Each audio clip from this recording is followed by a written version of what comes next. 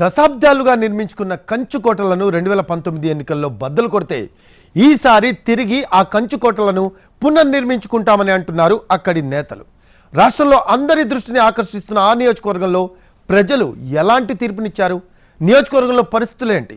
భారీ ఓటింగ్ సరళి దేనికి సంకేతం? మహిళా ఓటర్లు ఎటువైపు ఉన్నారు? ఎమ్మెల్యేల పనితీరు ప్రభావం చూపించబోతుందా? ప్రభుత్వ పథకాలు ఓట్ల రూపంలో ఫలితాలను ఇస్తుందా? కేతిరెడ్డి పెద్దారెడ్డి రెండోసారి గెలుస్తారా? జేసీ కుటుంబం పునర్వైభవం చాటుతుందా? ఎవరు గెలిచినా స్వల్ప మెజార్టీయేనా? ఏ మండలం ఎవరికి అనుకూలం? ఆంధ్రప్రదేశ్లో గతంలో ఎన్నడూ లేని విధంగా ఈసారి అసెంబ్లీ ఎన్నికలు జరిగాయి. సహజంగా ఎన్నికలకు ముందే ఏదో ఓ పార్టీకి సానుకూల పరిస్థితి ఉంటుందని అంచనా వేసేవారు. కానీ ఈసారి మాత్రం అలాంటి అంచనాలు వెయ్యలేని సందిగ్ధత ఏర్పడింది.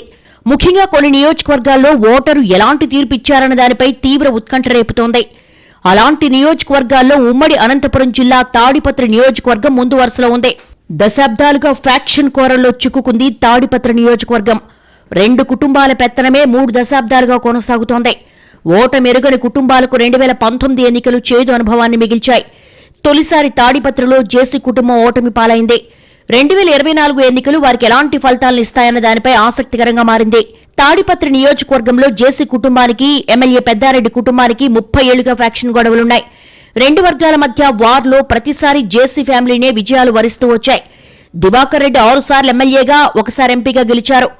1985, 1989, 1994, 1999, 2004, 2009 వరుస విజయాలు సాధించారు. రాష్ట్ర విభజన తర్వాత జరిగిన ఎన్నికల్లో దివాకర్ రెడ్డి సోదరుడు ప్రభాకర్ రెడ్డి పోటీ చేసి గెలుపొందారు. 2014లో దివాకర్ రెడ్డి అనంతపురం నుంచి పార్లమెంటుకు ఎన్నికయ్యారు. కంచుకోట లాంటి తాడిపత్రిలో 2019 ఎన్నికల్లో కేతిరెడ్డి పెద్దారెడ్డి తొలిసారి జేసీ కుటుంబంపై ఆధిపత్యం ప్రదర్శించారు. ఎవరూ ఊహించని విధంగా చేసి కుమారుడు అస్మిత్ రెడ్డిపై విజయం సాధించారు. అప్పట్నుంచి ఈ 2 కుటుంబాల మధ్య గొడవలు మరింత పెరిగాయి. ఎన్ని గొడవలు జరిగినా ఎన్నికలే వారి అసలైన టార్గెట్. ఈసారి కోల్పోయిన ప్రభావాన్ని కాపాడుకునేందుకు జేసీ ప్రభాకర్ రెడ్డి పూర్తి స్థాయిలో తన ఎఫర్ట్స్ అంతా పెట్టారు. 2024 ఎన్నికల్లో పై చేయి సాధించడానికి ఇటు కేతిరెడ్డి పెద్దారెడ్డి కూడా అదే స్థాయిలో పనిచేశారు. ఈ ఇద్దరు నేతలు ప్రతిష్టాత్మకంగా తీసుకోవడంతో ఎన్నికలు ఆషామాషిగా జరగలేదు.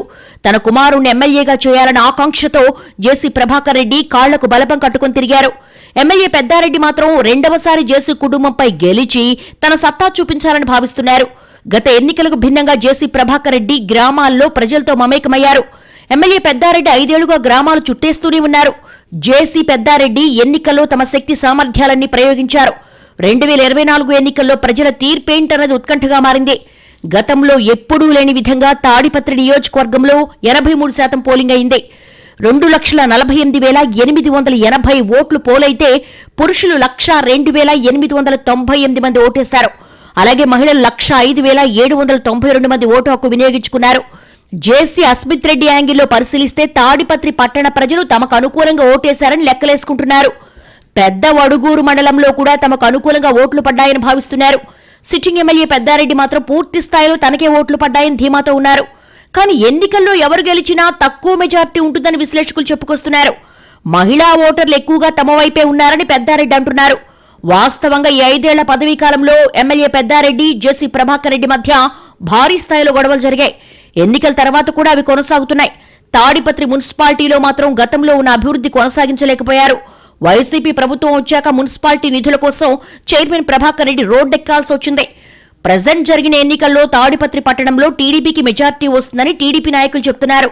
గతంలో తాడిపత్రి మున్సిపాలిటీని దేశంలోనే నెంబర్ 1గా మార్చిన జేసీ ప్రభాకర్ రెడ్డి ఈసారి అక్కడ పరిస్థితులను ప్రజల్లోకి బాగా తీసుకెళ్లారు. ఇవి జేసీ కుమారుడు అస్మిత్ రెడ్డికి ప్లస్ గా మారే అవకాశం ఉంది. ఇటు ఎమ్మెల్యే పెద్దారెడ్డి మాత్రం వైసీపీ చేపట్టిన సంక్షేమ పథకాలను బలంగా ప్రజల్లోకి తీసుకెళ్లారు.